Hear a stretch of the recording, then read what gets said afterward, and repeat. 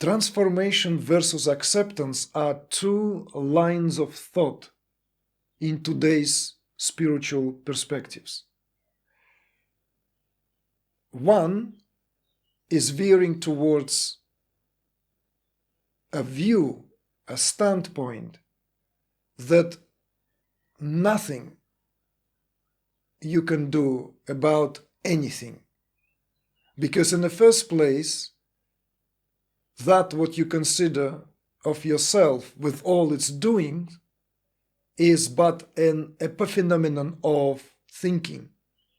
Therefore has no ground, as it were, of its own, and the only mover and shaker here is consciousness or awareness. We can use them interchangeably. And therefore, the only job here left is to accept. Acceptance, therefore. Accept yourself as you are, with all your limitations, idiosyncrasies, with anything that there seems to be preventing you from enjoying this life for what it is. Of course, this is rooted, this perspective also is very psychology oriented, and it has tremendous value. Don't take it for a moment that it's somehow spoken in somehow devaluing terms. I'm just giving you this analogy, these two streams, two perspectives. Acceptance is one where understanding is arising from a place where anything that can be done is already a kind of concession in terms of how things work. Because in consciousness, if everything is awareness, if everything is one without a second as that luminosity that illumines every experience, then it's irrelevant what this so-called, now borrowing the language of the non-dual teachers, apparently perceived individuality here hankers for, wants to, and so forth. So therefore acceptance becomes this a potent tool, a potent attitude in terms of simply letting go and letting things be as they are.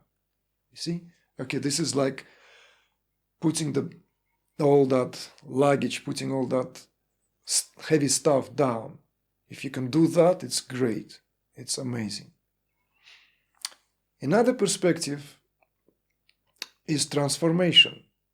Transformation, on the other hand, here is very, very different. Transformation is that there is this portion of free will that is available here, where if I am awareness, and I've been told many, many times by satsang teachers, by these teachers, by tantric teachers, that I am nothing other than awareness, that everything is nothing other than being aware, and what we are being aware is a content, not that what defines me as awareness and nothing else. Then hang on a second, if that perspective is truly understood,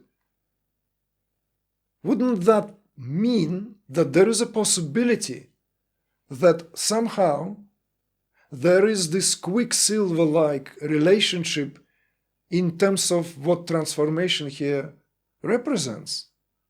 And here comes the neuroscience with its neuroplasticity of the brain.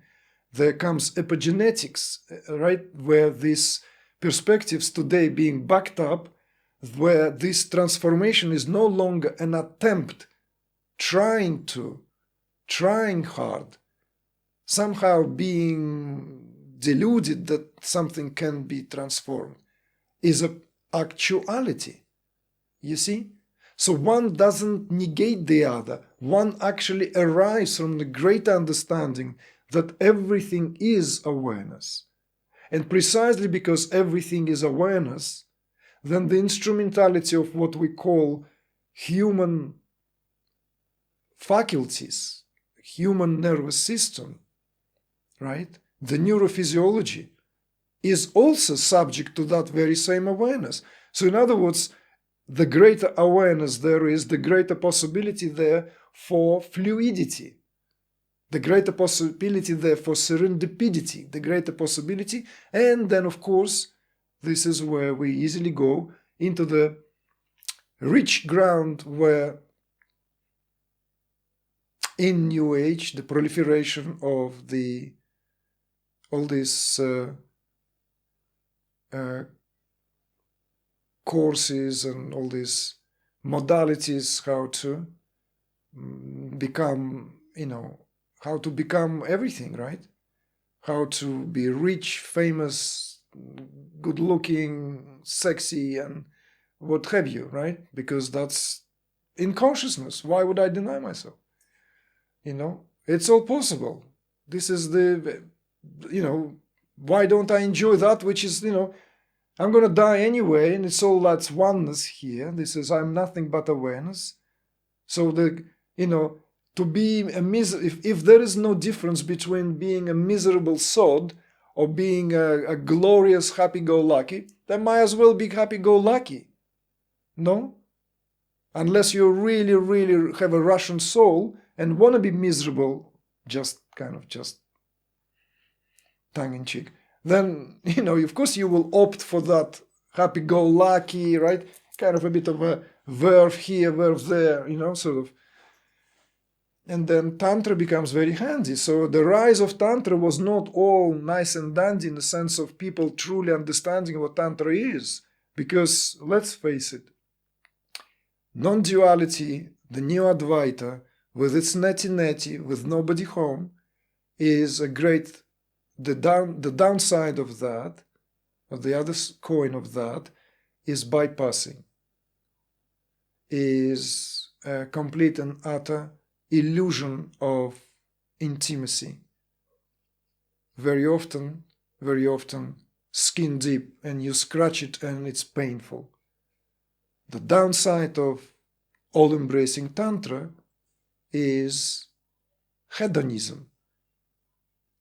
The downside of so-called modern-day tantrikas is indulgence, you see? So this is, I wanted to also bring out into the open so that we can consider the transformative perspective versus perspective that nothing can be transformed because you are already perfect. And it's an oxymoron to trying to improve something where the core of yourself is perfection itself. So trying to improve that is like trying to improve the H2O. Does need improvement. It's served for billions of years and it's still as nice as ever, as long as it's reversed osmosis or pure from snow caps bubbling somewhere from deep under, filtered by the rocks, right? So this is clear. Is there a bridge, a verbal bridge that could be given for those two realities between acceptance and transformation? Because I feel a lot of people get stuck there. They get stuck in the idea of acceptance, and there's a lot of brooding and overthinking and neuroticism that ends up happening and practicing. And is there something that could be said as a link between the two? Just to think about. No, of course.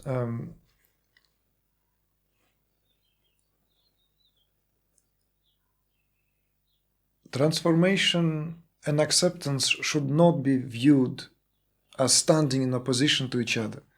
It was simply given as well, these words have been juxtaposed on purpose because each represent a certain perspective that become prevalent. Because let's say the acceptance camp denies the validity of transformation. Very often on the grounds of solipsism, very often on the grounds of certain intellectually constructed loops. So therefore, transformation is spoken of as an oxymoron, or viewed as an oxymoron. You know, A, what is there to transform? And B, how you can transform anything, you know, if you're already perfect. You want to transform traces of your character? You know, you have to accept it. I understand that this also, forgive me, is one way or another and a kind of a more comfortable seat of a jaded seeker. When wayfarer is tired to travel, right? Then it's like you need to land somewhere. It becomes a matter of embarrassment as well. Let's not discard this.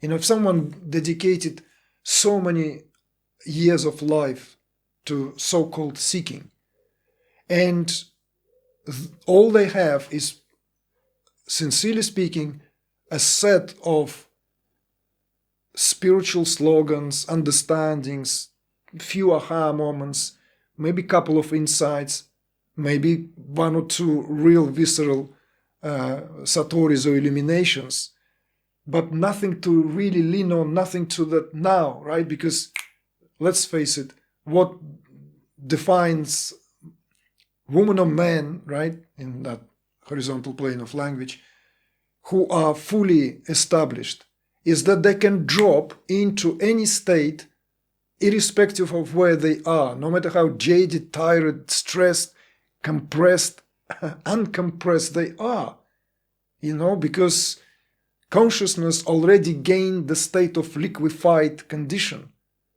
So it is not suffering any sudden shape taking. You see? Any sudden shape taking is immediately dissolved.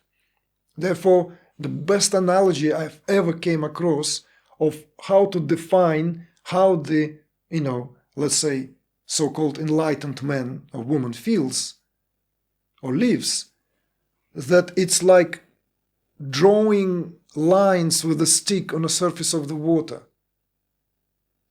Maybe if you do that in a very kind of, you film that and you have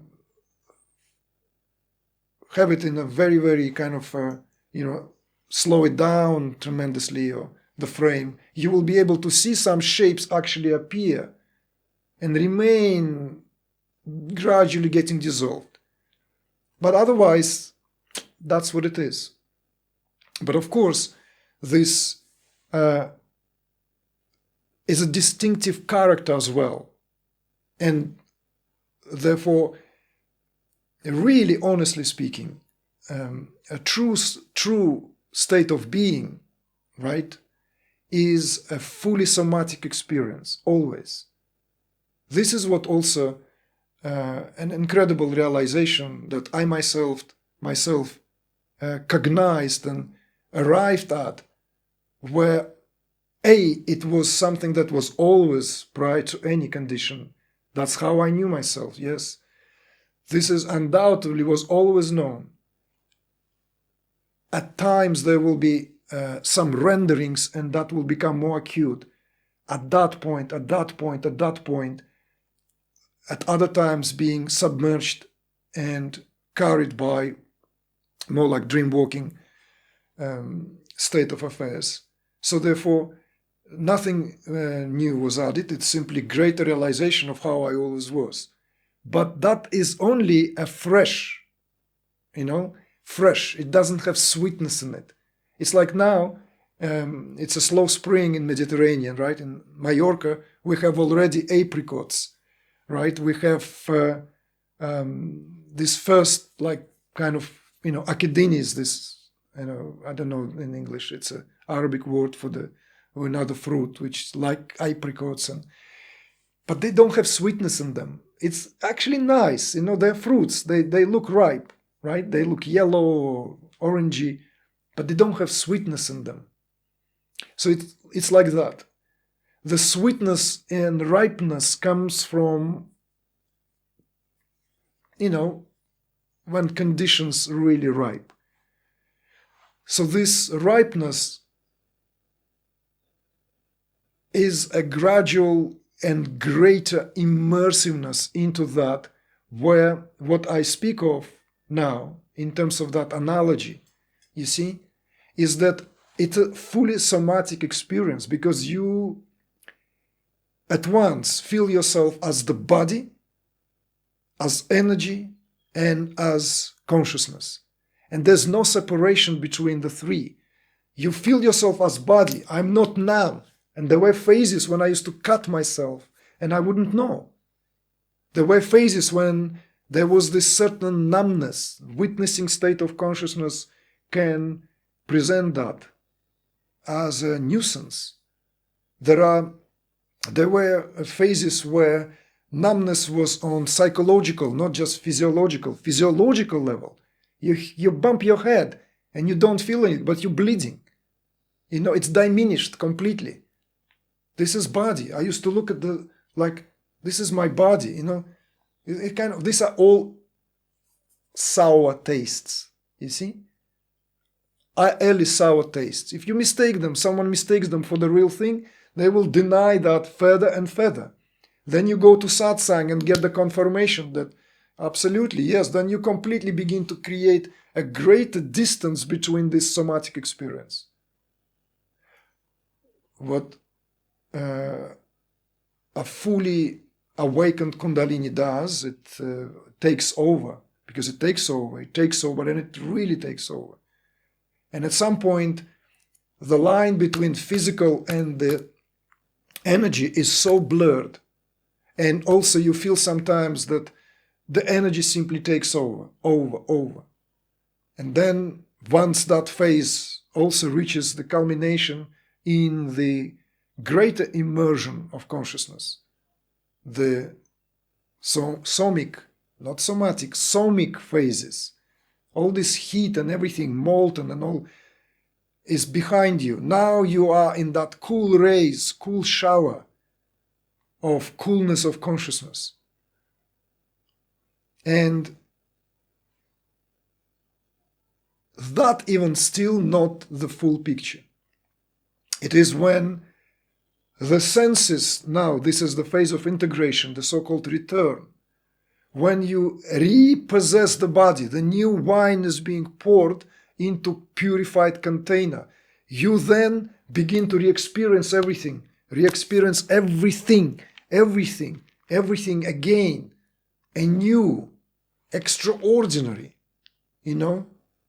I've seen it so many times, and yet each time it fascinates me. The senses are not blunted, and everything is energy. Everything is still experienced as energy. Soon as the attention is not going somewhere in a funneled way onto an object of perception, onto whatever that may be, you feel in a shimmering pool of sound. And then all this is in nowhere but held in your own awareness. You see? So jaded seekers, they like to settle down somewhere because it's embarrassing not to find after investing so much. Courage is required. Honesty is required.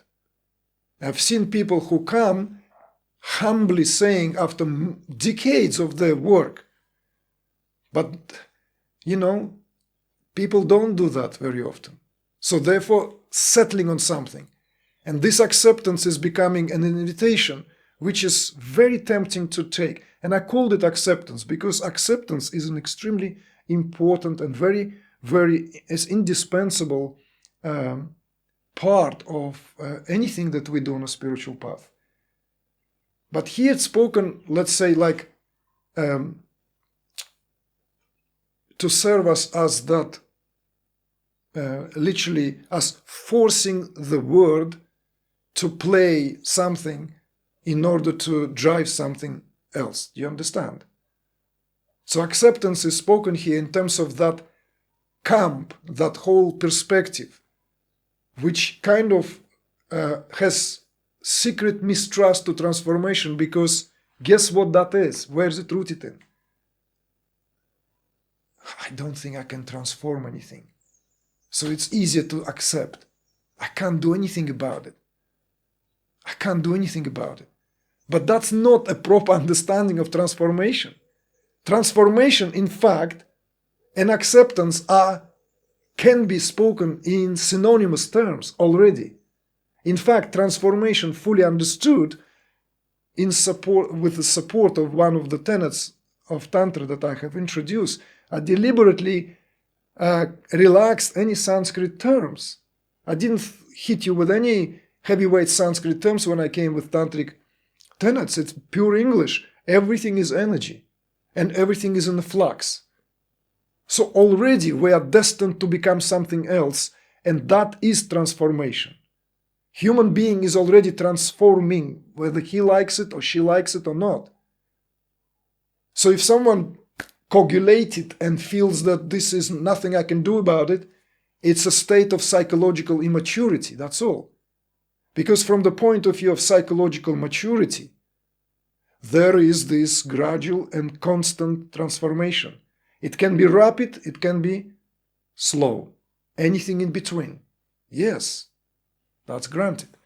Let me just, since I pulled that book out of the shelf somewhere, let me make a use of this here, which what Michael Murphy does really brilliantly at the very beginning of the book, when he tries to, right after the short introduction, he goes into this, because what this book aims to do, for example, it aims to actually serve as a bridge between all the accounts of mystical experiences throughout different cultures, throughout different ages, with the cutting-edge discoveries that is to 30 years ago, and put it under the same cover so as to initiate this, so as to appeal, because there's a great sense of appeal at the end of the book, that the need is, now more than ever to see where are we going as the future of the body. The title itself is fascinating, you see. So in going through, I never read this book, by the way, embarrassingly. Say I'm just promoting, like I'm really, really doing great things. So whenever I get this book, and it's so amazing, but it's just so frighteningly big, I cannot possibly have the time to read a book like this now, But I opened this morning, and it speaks of 3 levels, right, of the human development, of how development took place. I cannot find it now. Should have put a bookmark. Just 1 second. I can't find it. But never mind. Let me try to kind of reiterate it. So, in defining this evolutionary unfoldment, because he also wants this work to be taken seriously by peers in the field. He doesn't want it to be dismissed as a soft science or new age even 30 years ago. It's very, very clever, like it's a book of someone who is worth of salt in terms of the amount of effort that's being put into it. He comes up with this 3 stages, and they are that what goes into, or went into rather, right, at a given, because we have body, which body is, right? It's a product of nature here. Nature, so it has all these aspects that corresponding to the, let's say, formation of the brain. It starts from the most primitive part of the human brain, size of the walnut, where only three modus operandis are known, right? Fight, flight, or freeze. These are syndromes. This is why human beings can fall to the level of acting as reptilians. Why? Because we have reptilian brain. Tough titty, that's what it is. This is why I read you this excerpt from my own essay, and I wanted to give this sweeping account of what the human body carries in terms of its memory even. Everything from the formation of minerals to plants to animal kingdom, finally to the capacity to transcend experience and everything. So this first is that what we inherited as animal and what makes us connect to the animal world. And all of us go through that in the early infant stages of evolution. Then comes the psychological, right, formation. This is the functioning of the endocrine system when the thyroid gland takes over and the sense of self begins to develop. So this is the second phase. This is the phase of the calcification into the morphing into so and so. It's a psychological development. You cannot not have psychological development. The result of that is misfits in society who are dangerous to themselves and dangerous to others. It's plain simple. And then finally, the third is the meta. He already uses that term 30 years ago, way before this meta-human by Deepak Chopra stuff. He used meta abilities, you see? So the primal abilities, the psychological abilities, and meta abilities. And meta abilities are all this capacity for conscious decision-making, for self-transcendence, for witnessing, and ultimately for what we spoke of in relation to that what is transformation. So it's always present, you see? So the bridge, of course, is always there. In fact, they're interchanging, they're overlapping. But the transformation versus acceptance, spoken in a sense so as to position also our understanding in terms of if we are dismissing somehow and do not at all take this into the possibility of its actualization, the capacity for self-transformation, then literally we are dismissing the most important aspect of being human because of being is here put in the first place. You see? We're only willing to revel in human condition, as you have heard me speaking many times. We prefer, in fact, to revel in human condition. And that's why we live now in postmodern world so psychologized, so fragmented, that we don't dare to behold our divine essence truly for what it is. And forgive me, non-duality kind of offered a very sterile perspective on this.